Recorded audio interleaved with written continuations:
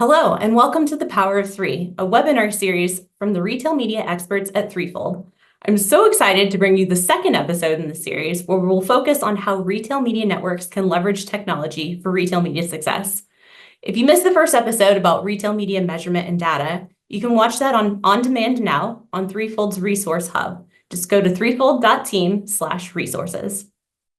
I'm Amber Roberts, and I'm excited to guide you through this short presentation before we move on to a discussion with some of the industry's brightest thought leaders. Before we dive in, let's acknowledge some of the impressive scale and growth of retail media.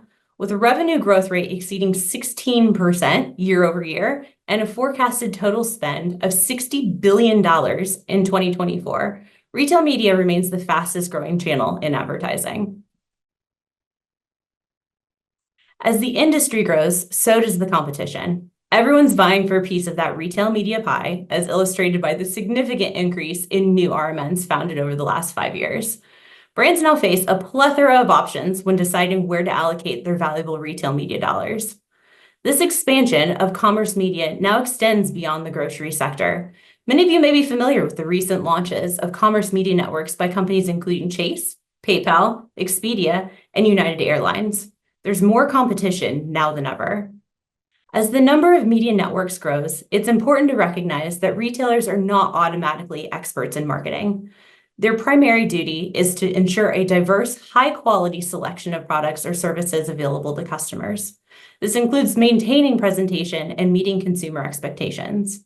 On the other hand, media networks have a specialized role. They're responsible for creating targeted advertising opportunities within the retailer's ecosystem. This means reaching consumers through various channels such as offsite, onsite, and in-store.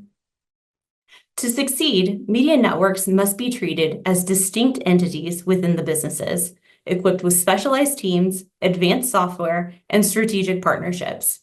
Effective marketing through media networks involves intricate planning and execution, requiring resources dedicated specifically to these efforts.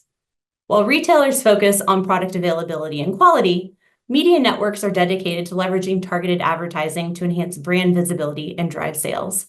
This specialization is essential for achieving marketing success in today's competitive landscape. The landscape of retail media has evolved significantly. When Threefold entered the industry 16 years ago, retail media was much simpler, involving touchpoints like in-store cardboard displays and banner ads on retailers' homepage. Today, with substantial growth and technological advancements, there are a myriad of avenues to engage potential and existing shoppers. Retail media has evolved significantly from its humble origins with increased use of digital media, CTV opportunities, AR shopping experiences, and loyalty programs that offer valuable first-party data and sophisticated targeting capabilities. As a result, successfully managing an omnichannel media network with cutting-edge solutions has become increasingly complex. Additionally, there are significant industry shifts stretching beyond developments in accessing shoppers. There is the impending demise of third-party cookies. This change compels retailers to prioritize the collection and utilization of their own first-party data, which is more valuable and accurate than cookie data. To effectively leverage this data, retailers need multiple partnerships and data support sources. These collaborations help in understanding shopper behavior, which is essential for analyzing media network data and refining market strategies. Additionally, the rise of artificial intelligence, AI, plays a pivotal role in this new data-centric environment.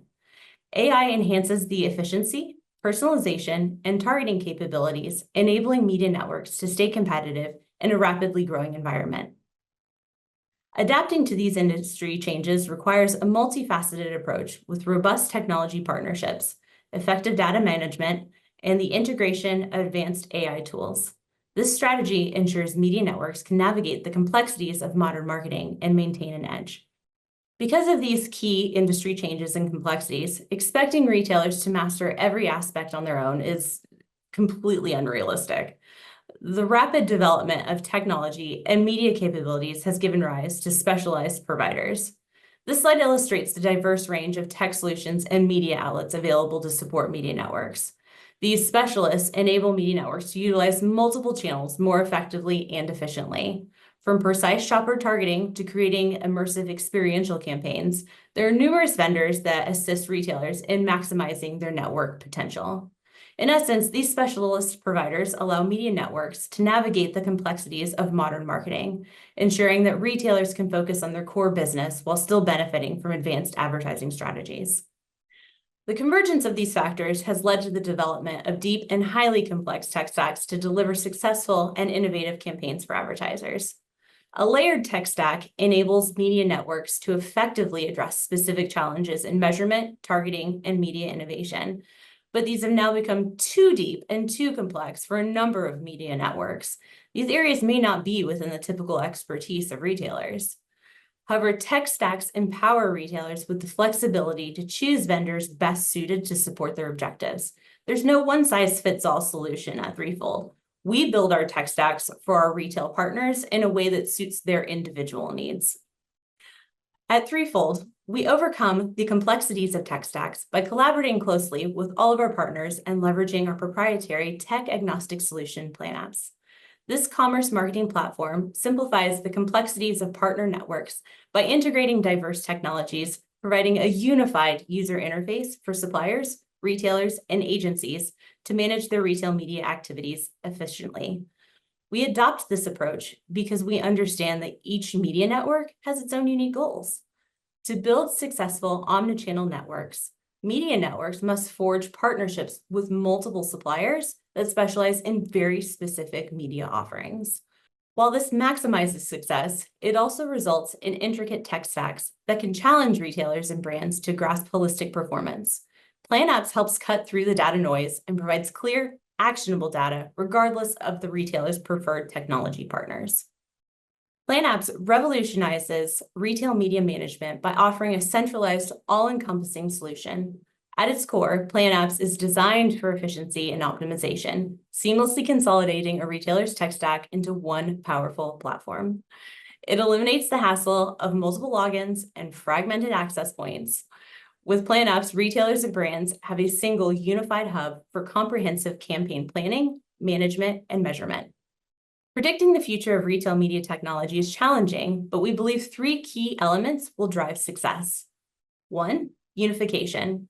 Retailers must unify their technology to offer advertisers a streamlined process for planning, management, and measurement. Simplifying these operations removes barriers and enhances satisfaction within the retailer-advertiser partnership. 2, partnership. Selecting the right technology partner is crucial.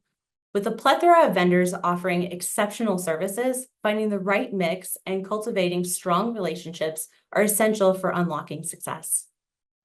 And 3, innovation. Innovation is inseparable from technology.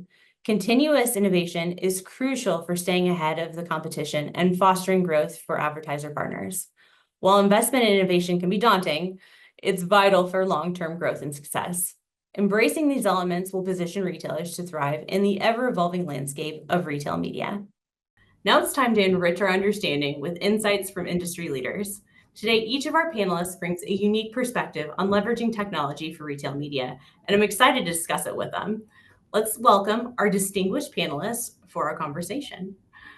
First, I'd like to introduce Shah, Senior Director of Digital Media at Georgia Pacific. Georgia Pacific is one of the world's leading manufacturers and marketers of bath tissue, paper products, tableware, and paper-based packaging, among other things. Paris has been at the forefront of digital transformation in the retail sector, driving innovative media strategies that harness the power of technology. His extensive digital media experience will provide valuable insights into the practical applications and benefits of leveraging technology in retail media.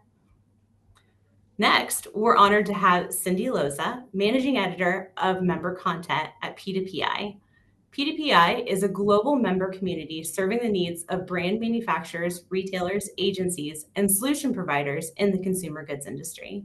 Cyndi has an in-depth understanding of the retail media landscape, particularly how it intersects with content and technology. Her perspective on the evolving complexities and opportunities in retail media will be especially enlightening. And then last but certainly not least, let's welcome Kate Hopkinson, Media Director at SMG. SMG specializes in creating targeted media solutions for retailers and brands. focusing on enhancing shopper experiences and driving sales through innovative media strategies. With her robust background in media planning and execution, Kate has been instrumental in developing and implementing cutting-edge media strategies across all commerce verticals. Her insights into innovative channels and the impact of emerging technologies will be crucial for our discussion today. So please join me in giving a warm welcome to our esteemed panelists. Thank you for being here today. Great to be here. Thank you for having me. So let's go ahead and get started. So in the presentation earlier, we stated that retail media continues to be one of the fastest growing advertising channels. And because of this, it requires a rapid evolution of technology and media opportunities. The ways that a retailer or a company can win a retail media strategy is by partnering to enhance its overall capabilities, unifying its technology to simplify any of the processes associated with retail media, and then by continuously innovating. So, Kate, let's go ahead and kick this off with you. When speaking about innovation with our retail or any of our commerce partners, what innovative channels have you seen work well, and how has it benefited brands? Yeah, awesome. Good question. Based on the work we're doing with like Boots and Co-op and our other retailers here at SMG, we have activated first-party data in a wide range of different channels in an innovative way as well. So within display, this might be with the likes of DCO, or connected TV is a really interesting channel to really activate first-party data. But we found, when planning with the brands, innovation really comes with kind of how all the channels work together. So thinking really full funnel and omni-channel, and this really allows brands to achieve full funnel kind of metrics. So if that includes activating across connected TV to really drive consideration around a new product launch, or it might be within display and social to help act as a conversion driver. So yeah, making sure that these all channels are planned in an innovative and strategic way to really get the best outcome for a brand. So we know that retailers are not the quickest to adopt like new technology. So how do retailers best leverage new technology like within their retail media networks? Yeah, I would say working, across Boots, which is one of the UK's kind of most advanced networks. We really, leverage technology where we see demand to really help unlock kind of the additional revenue or innovation, or if brands seek something, we kind of, investigate how we can bring technology into the network to help, allow them to achieve their goals. And we think that working with brands collaboratively really help us leverage, the best technology for the network. So it really is like listening to what the brands need and what they want, and understanding what they're seeing in the industry, and helping provide those retailers provide like best in class solutions. Exactly, but it does need to be in line with kind of the network itself and kind of what their roadmap is and what they want to achieve. Makes sense. So I'm going to, since we're talking about brands, I'm going to kick this over to our brand representative, Paris. So Georgia Pacific has garnered a bit of a reputation in the industry for being a pioneer for innovation. I personally would consider Georgia Pacific to be a true brand leader, not only in retail media, but also, the technology space as a whole. So Paris, from, a brand perspective, what capabilities and technologies are pivotal to your retail media strategy? Yeah. So first of all, thank you for the very kind words, Amber. I want to kind of capitalize on something Kate was just talking about with full funnel.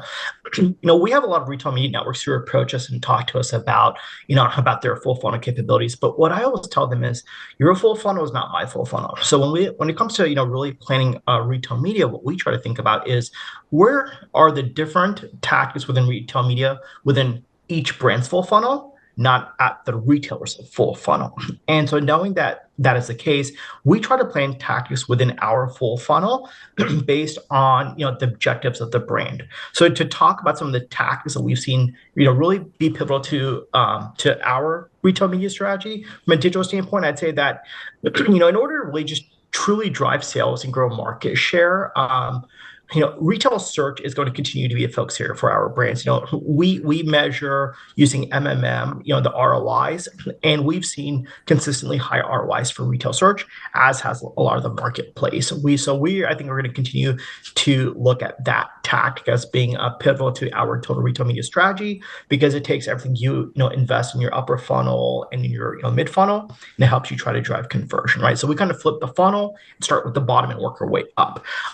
Social media is another really interesting one. So, if I think about Meta and TikTok and Pinterest and what they're doing on the retail media side, it's intriguing because there's just so much potential to really leverage retail media networks to build social commerce strategies. So, I'd say I really see this channel as having a more pivotal role over the long term for our retail media strategy within our brand's full funnel. Being able to reach consumers across paid social tactics will, I think, remain critical.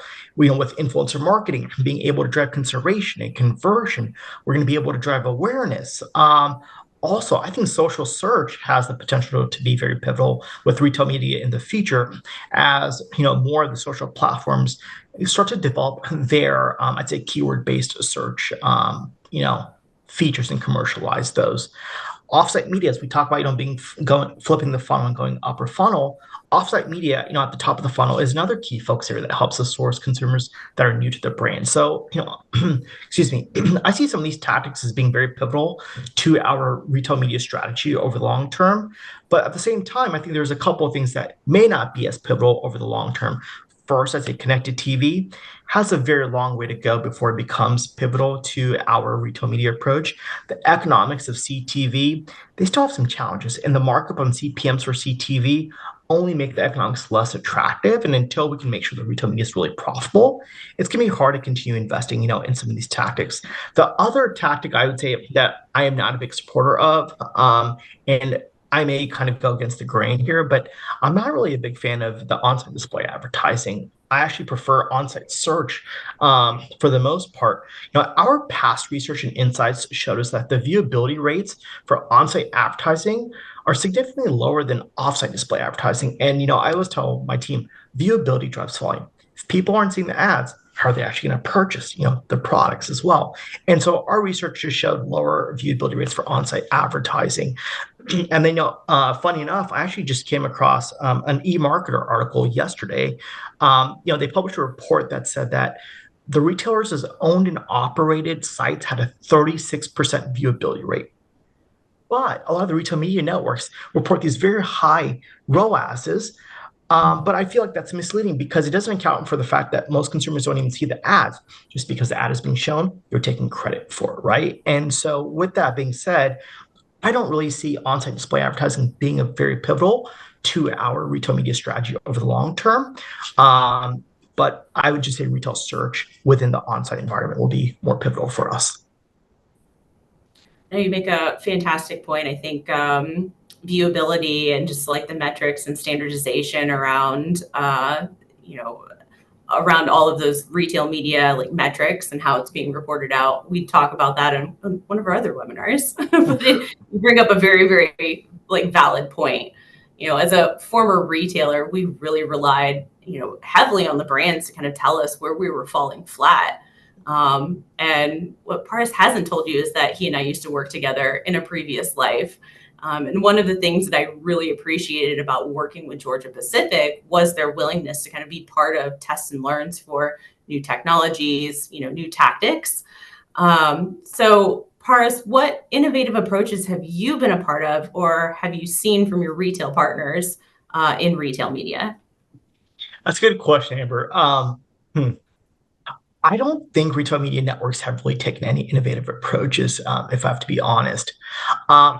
I would say that retail media networks are innovative to the media industry because of their data, but I think the innovation is just still lacking within the retail media networks. The retail media networks, they're basically just leveraging what is available across the national media landscape, and they're just applying their first-party data and then trying to spin it as an innovative activation. The same that I, as an advertiser, can use my own first-party data, or I can bring in, another company that has location-based tracking, or a company that is an influencer platform that helps me source influencers.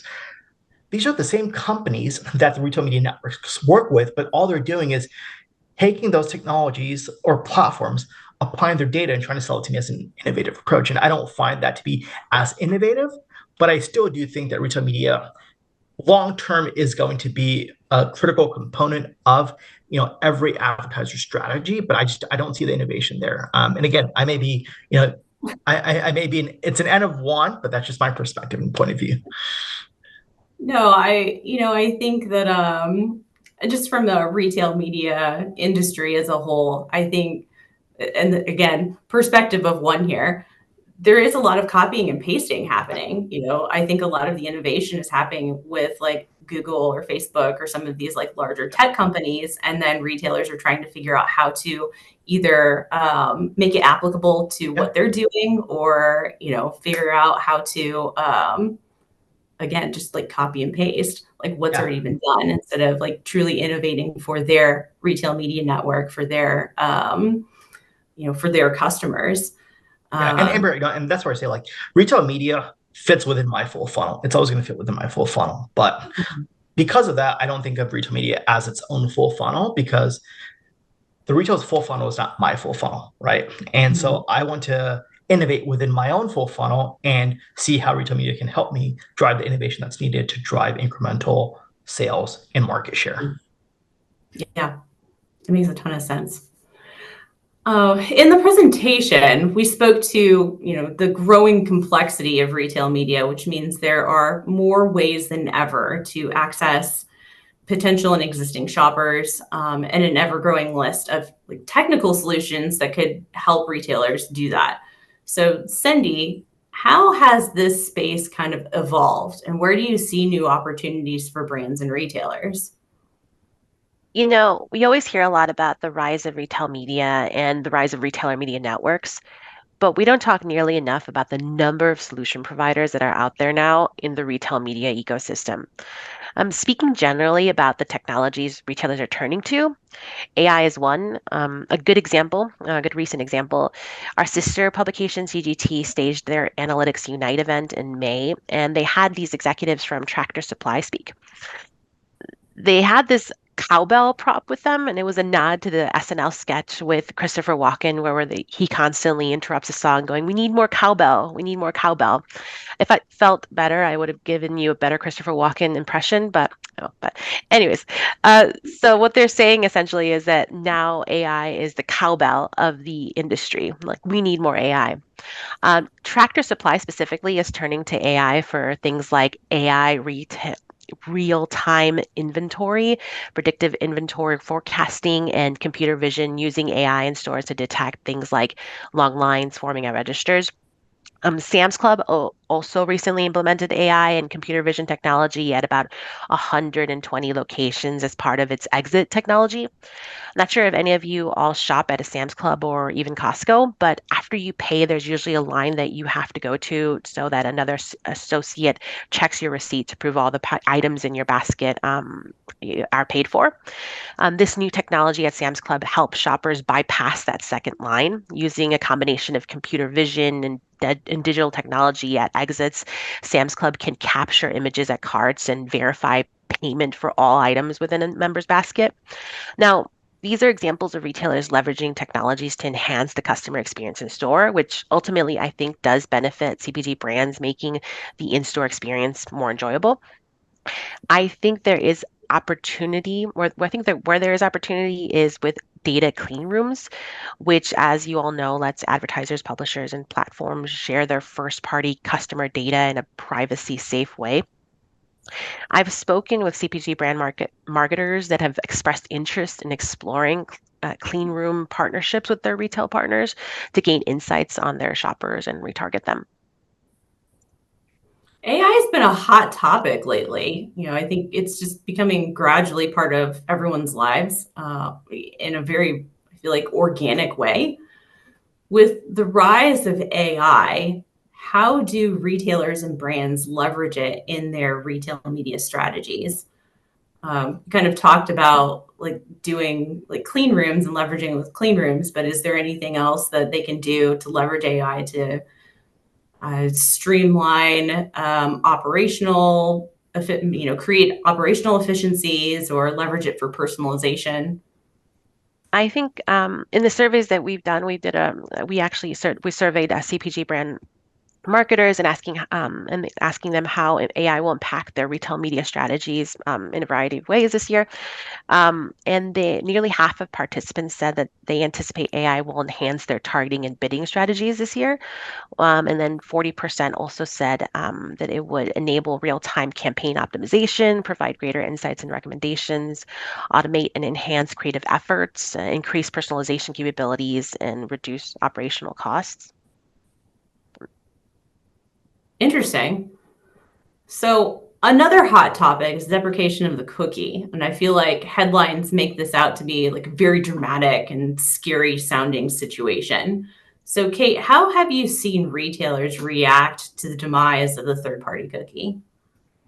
Yeah, it's definitely a hot topic, and like you said, in a lot of headlines. But yeah, here at SMG or Threefold, we've seen, especially within the UK retailers that we work with, a lot of retailers are putting a lot of emphasis into their first party data solution. So really, how can they scale this, and how can they scale this quickly? We've found, retailers are really starting to take it seriously, and they're really investing and kind of ramping up in this space. And we believe this is one so they can be competitive in market and really keep up with their competition, and also unlock that additional revenue that brands kind of are willing to spend due to the deprecation of the cookie. And we have really found that brands really want to test and learn within this first party data space. They really want to prove out kind of retail media, how does it fit within kind of their full funnel, like Paris was talking about, and how can they reach specific audiences that are really aligned to their objectives.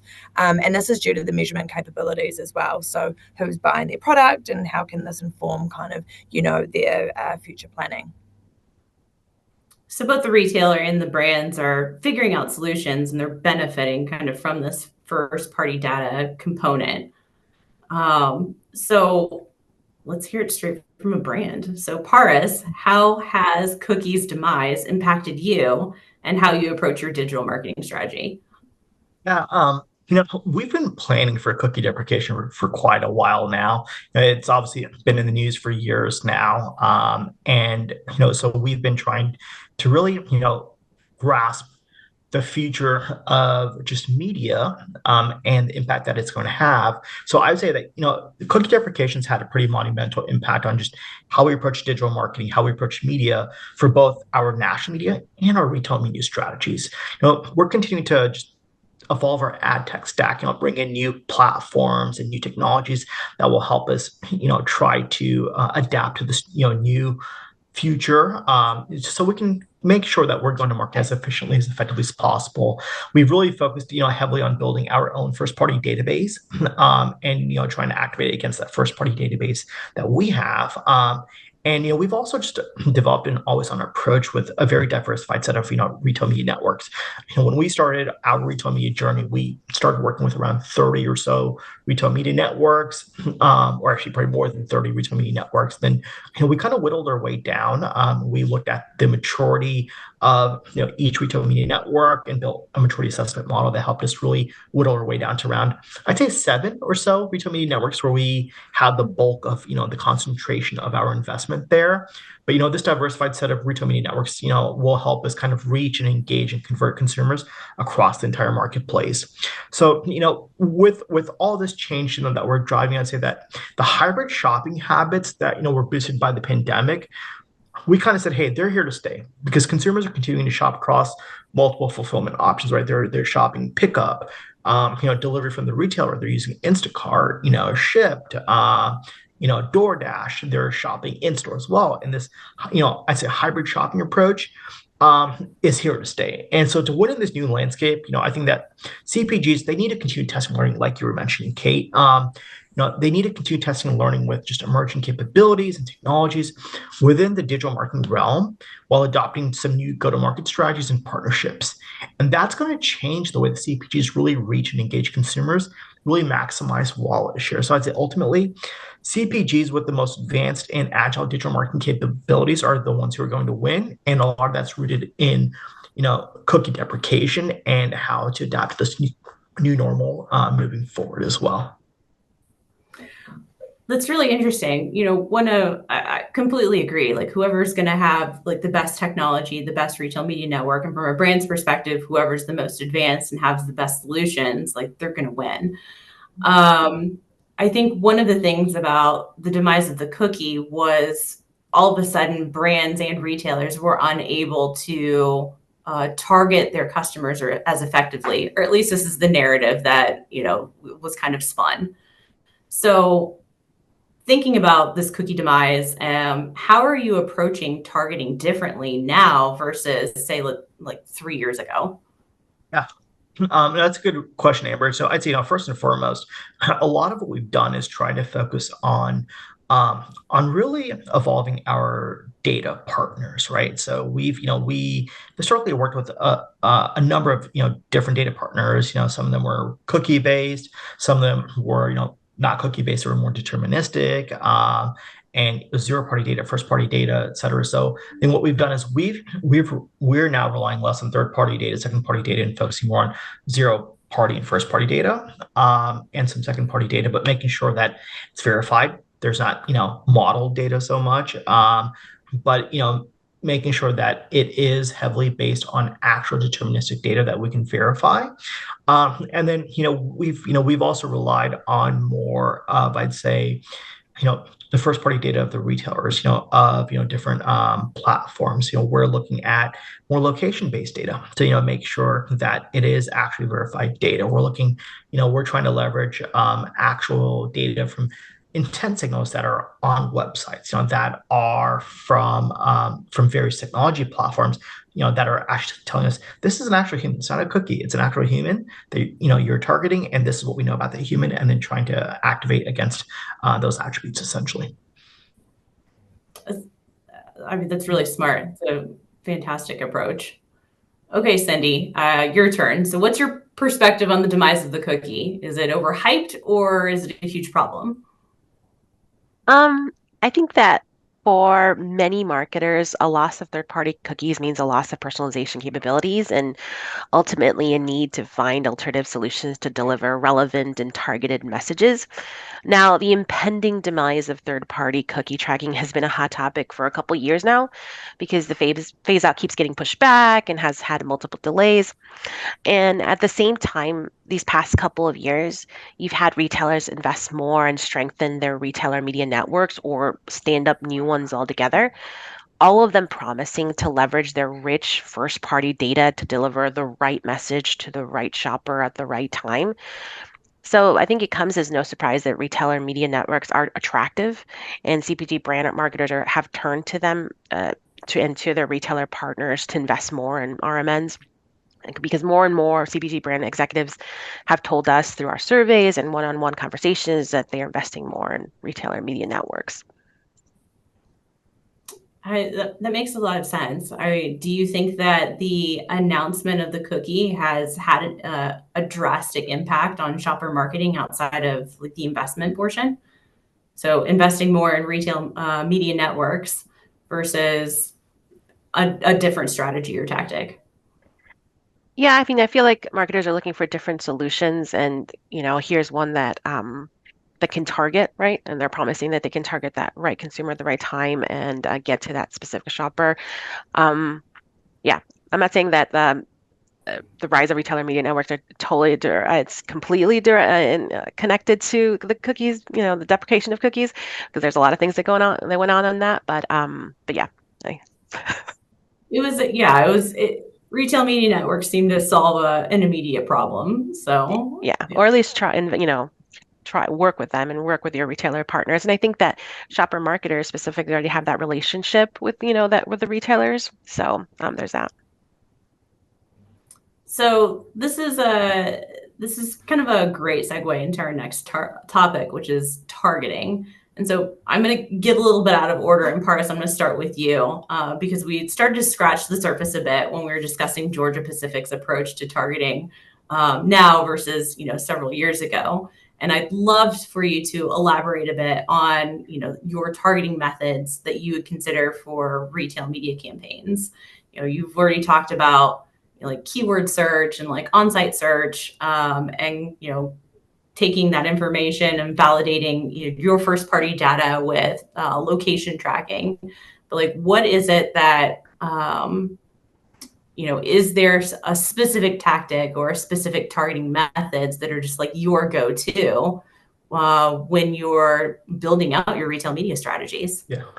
So, Amber, I mean, that's a good question. What I would say is that, strategically, it depends like on the brand's objective, right? Every brand has a different objective for a new product launch versus an in and out, versus just a base, product that's there. And so, we try to cater to the brand objectives and put that at the heart of how we're going to activate. And I would say that, while we have tested, we test and learn a lot, obviously, as you mentioned, and Kate mentioned, but like we test and learn a lot. But I think the one thing, and this is kind of the reason why we've really gravitated towards the retail media networks, is the ability to do purchase-based targeting, right? So in working for brands, in categories that have very high rates of household penetration, a lot of it is just, making sure that you're able to go after certain segments of consumers that where you have a high propensity to win, right? And so thinking about, just, the propensity modeling and trying to go after certain consumers who exhibit certain,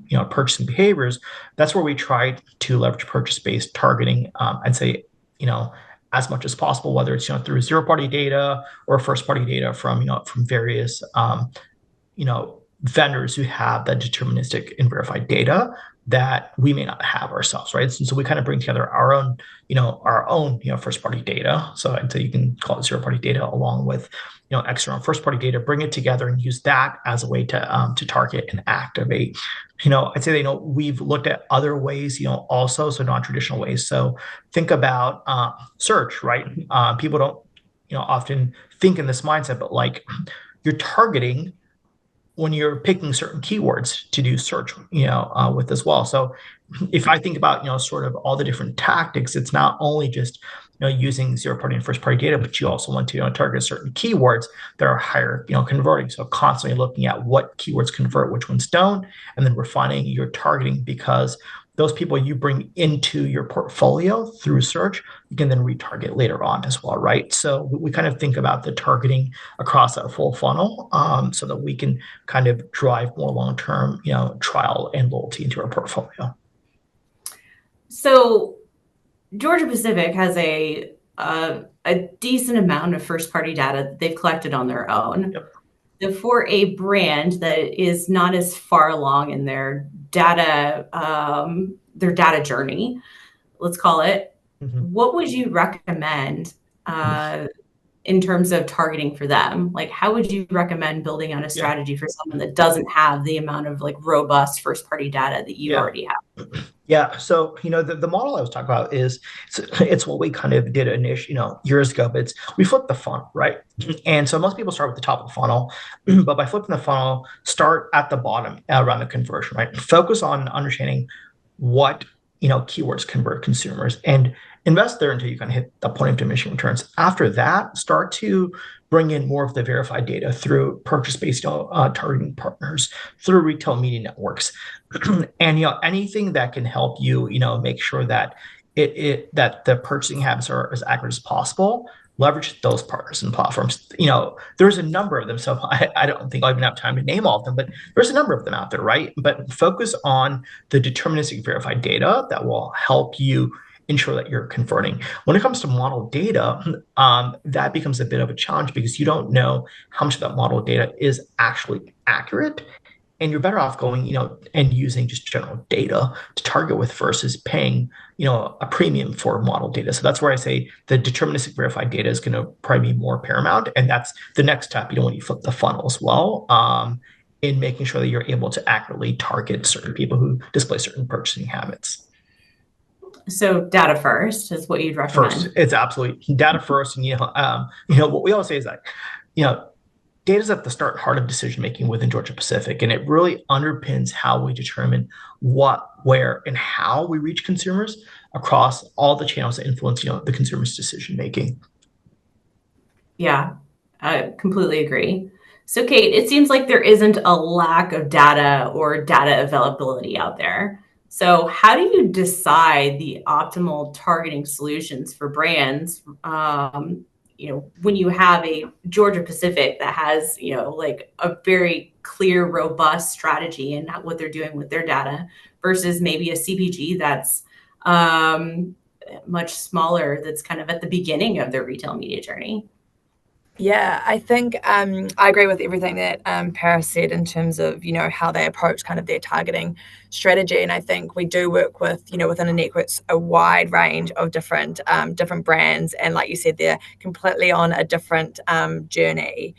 Some are really new, and some have been part of our network for many years. I think in terms of making a success for both is really working together collaboratively. So, when we start working with someone, it's understanding kind of what their key objectives are, what they want to kind of get out, and how can we, work on this together. If that be like a test and learn strategy, understanding, our audiences, is it more scale, is it more kind of in depth, and how we can bring that to life within campaigns for them. And also, I think it's really important to, think about kind of their full funnel. I love, Paris, how you're talking about, the retailer's full funnel and then your full funnel, because, in my ideal planning world, we are kind of, helping elevate kind of your full funnel and really bringing to life kind of all the objectives, marketing and business that you want to achieve for your brand. So I think, yeah, collaborative across both. So we know that like every retailer has various degrees of a retail media network. Like some of them are clearly more advanced and they're like best in class versus some of them that are they have very, very limited capabilities. So when you're thinking about like building out these campaigns that achieve the objectives of the brands, how do you ensure this works based on what the retailers, media networks offer? Yeah, so I think it's, yeah, like I said, like aligning with the brand in terms of what they want to achieve, and based on each kind of the retail networks that we work on, there isn't like a cookie cutter approach. Like some are, self-serve, they've got, a really in-depth tech stack, managed service, and some, are self-service because they just want to scale their first-party data. So it's understanding, from a brand perspective, what they want to achieve, and a kind of aligning, the audiences, segmentation, plans, channels, to really help align with that. Awesome. So, Cyndi, I kind of mentioned this a second ago, but there are so many retail media networks. Paris, I think you said you invested in like 30 plus retail media networks before, and now you've kind of like streamlined. But Cyndi, from an operational perspective, brands will have to become more selective going forward to streamline their efforts. Kind of with this in mind, are there any capabilities that you see will just become like absolute must-haves in an RMN toolkit? Yeah, I think that you hear a lot about in-store retail media, so RMNs that have a strong solutions there. I was going to also say have a good streaming and connected TV solution, but Paula says you don't seem very hot on that. So I'm less confident to say it, but you do see some retailer media networks that are partnering with streaming and connected TV platforms to offer better measurable solutions to advertisers and align with consumer habits that are embracing like streaming and smart TVs. And you hear this a lot too, but it's always important to call out that the lion's share of sales still happen in store. So again, it's just a great place to engage shoppers. So having a retailer media networks that have good solutions there. I don't think anyone wants it to turn into Times Square, but instead enhance the shopping experience. We've done consumer studies in both the UK and the US, and a majority of shoppers tell us that they enjoy seeing or hearing about products available at the retailers and are open to purchasing them during their current shopping trip or a future one. I also want to mention that from a recent research report, we asked CPG brand executives and agency professionals what would accelerate their organization's investment in retail media in the future. And nearly half of those surveyed said investment in retail media would accelerate if it delivered a higher ROI compared to other channels. They also said improved insights from retailer media networks and the ability to better measure upper funnel impact would fuel further investment. So any capabilities that can help with that or better show that would be good. So Kate, in my experience, there's been a bit of a disparity between retailers and brands and teams that speak retail media compared to those more in the beginning stages of media journeys. Being able to plan across capabilities effectively, seems like a daunting task.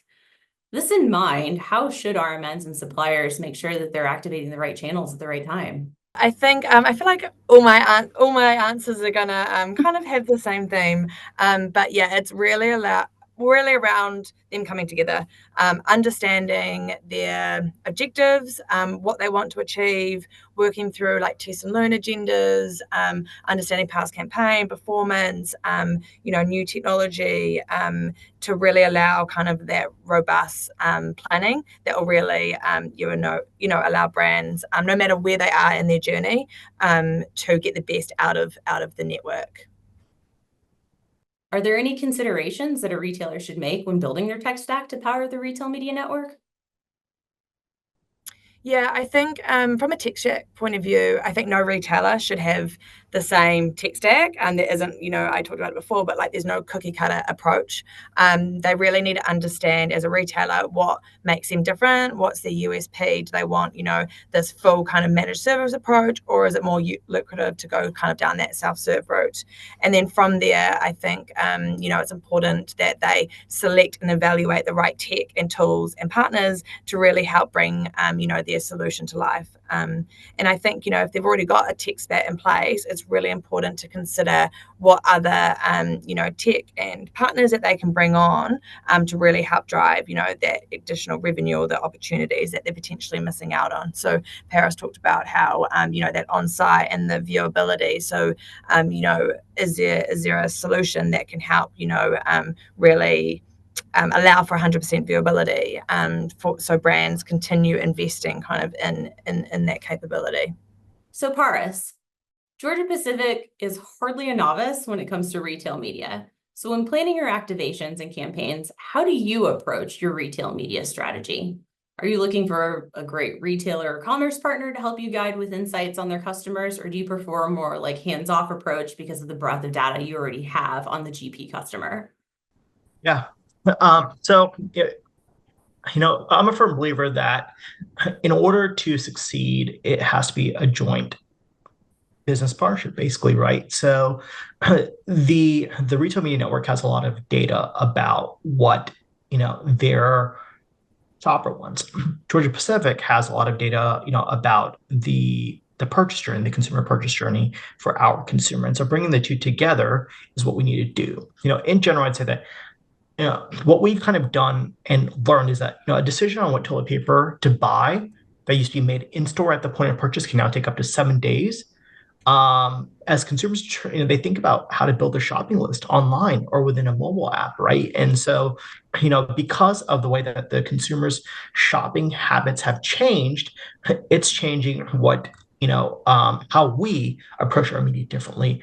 And media fragmentation has really affected the consumer journey. It's imperative that we, as an advertiser, rethink our go-to-market strategy in such a way that we think about reaching and engaging shoppers from the retailers throughout our full funnel based on where the consumer wants to shop. So as are just tactics to get shoppers to become aware of and engage with your brand, right? So, but to develop effective consumer strategies, you need to have the right data and the right inputs. And it's not just data and inputs coming from the marketing team or the brand team. It's across all functions within Georgia Pacific: finance, marketing, supply chain. They all enable one brand to develop strategies that help improve the consumer's experience along their shopping journey. That being said, like we've approached retail media across many retail media networks with a long list of tactics, including retail search, on-site advertising, off-site programmatic display, off-site programmatic video, email, in-store audio, SMS notification, in-store TV, social media and influencer marketing, CTV, and targeted digital coupons. But I'd say we like to plan it holistically based on the brand objectives. So do you plan on-site, off-site, and in-store together? Because we like to plan holistically based on the brand objectives, I'd say that ultimately we want to reach consumers across every point in the consumer journey. And that's even more critical now than ever before because you have to engage them whether they're buying in store or online.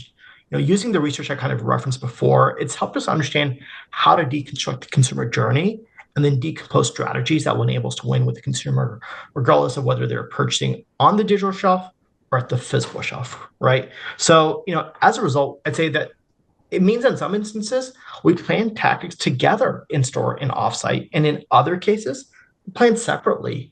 But when we are running tactics concurrently, we plan them together. But if there's a different objective for national media versus for a retailer specific execution, then we plan them separately. Okay, so $1 million question. Then are you able to execute your plans together cohesively? Or is that specific to kind of like the technologies of each RMN? Yeah, so we try to plan them together, but then ultimately, I think some of it, is at the behest of the retailer and what they can, execute at the retail media network level. But our plan and our approach is to plan them and execute them holistically and together at the same time. Yeah, that makes a lot of sense. Cyndi, one point I wanted to be sure I didn't miss, there's also possibilities for technology to enhance the in-store experience. So, Cyndi, based off of what you're seeing, how have retailers been upgrading in-store with technology to support retail media? Yeah, so there's been obviously a focus on in-store retail media recently, rightfully so. As I mentioned earlier, like a lion's share of sales still happen in brick and mortar stores, and that's when people are in the shopping mindset, so it makes sense. I know many retailers are looking at ways to better engage shoppers in store, from in-store audio to video at gas pumps to ads at checkouts and ads at kiosks. Recently, Walmart announced it had added new self-serve capabilities, including the addition of in-store campaign management, starting with TV wall ads. It's also testing and growing in-store attribution for sponsored search ads throughout the year, as well as introducing conversion lift or for in-store campaigns and store lift and reach for in-store demos. In-store demos are interesting because it's not a new concept, but Walmart Connect brought those experiences in-house to scale them across the country and give suppliers the ability to integrate demos into their campaigns across digital and in-store experience. For example, suppliers could pair a demo cart with a QR code that links back to a curated Walmart.com landing page, which is neat. Walmart also said it was rolling out brand lift measurement and rest of market analysis for Walmart DSP and in-store audio. Kroger in recent years has also expanded its retail media network to include video and closed circuit TV. It's also partnered with Cooler Screens to install smart screens on refrigerator doors that can be used to display marketing messages. And it's not just larger retailers that are embracing in-store retail media. It's important to note. Just recently, Smart Save Mart, which has about 200 stores in the West Coast, said that they were working on posting digital screens and kiosks throughout the store to help deliver relevant promotions and share key product information. Another regional grocer, Hy-Vee, for example, has rolled out digital screens throughout the stores, focusing on areas in the stores like entryways, deli, pharmacy, and checkout lanes. Screens are also placed near aisle signage where consumers are already in the habit of looking as they navigate their shopping trips. Last thing I personally started seeing more screens in store. Just last week, I saw my IKEA was revamped to include new huge digital screens. I also don't have to tell, definitely Kate, that the UK is further along with in-store compared to us in the US. I got to experience firsthand a boot store that employed a variety of screens with displays, store walls, and screens facing out to the street. And of course, there's also digital screens integrated with inline and end cap displays at retailers like Tesco, which are neat to see. Thanks, Cyndi. Okay, lightning round for everyone. 3 words or less. What does the future of retail media look like to you? So let's start with Kate. I think standardization with a measurement and more robust and in-depth audience segmentation. Awesome. What about you, More than Cyndi? 3 words, sorry. Yeah, I was going to say measurement It's okay. standardization. I'll let it go. Yeah, is it 3 words or 3 topics? So yeah, I would say measurement and definitely in-store digitalization. Bullish and optimistic. All right. And Paris, I guess get your crystal ball out. What's the future of retail media for you? It is bullish and optimistic. I would say future of retail media. I would say measurement, standardization. As we wrap up today's webinar on leveraging technology for retail media success, I'd like to sincerely thank our panelists, Paris Shah, Cyndi Loza, and Kate Hopkinson for their invaluable insights and engaging discussion. We've explored how innovation in retail media channels can benefit brands, the impact of emerging technologies like AI, and the challenges and opportunities posed by the demise of third-party cookies. We've also discussed the complexities of targeting, the necessity for collaboration between retailers and brands, and the continuous evolution of retail media networks. Thank you once again to our panelists for their incredible insights, and thank you to our audience for joining us and participating in today's webinar. If you have any further questions or would like to continue the conversation, please feel free to reach out to us on LinkedIn or on our website. Remember to stay tuned for future webinars and events from Threefold, where we'll continue to explore the power of three, supercharging your retail media. Thanks, everyone.